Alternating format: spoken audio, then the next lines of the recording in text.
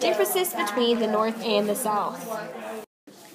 A political difference between the North and the South is that the North had a more say on what was happening because it was bigger, and the South didn't have much of a voice, but it was afraid that slavery would be abolished because there weren't a lot of people, so they couldn't speak out.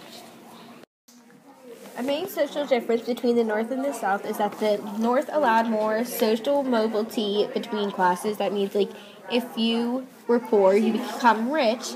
And in the South, that it says far more stratified with distinct layers. That if you were poor, you'd probably stay poor. The difference between the North and South culture is that the North culture is more education and the South is more agriculture. A transportation difference between the North and the South is that the North had more roads and the South was all natural waterways.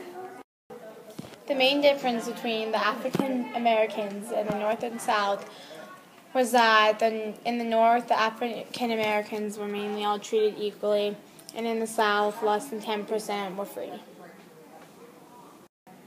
An economic difference between the North and the South is that the North was more of a factory production, and the South was more of a farming and plantation production.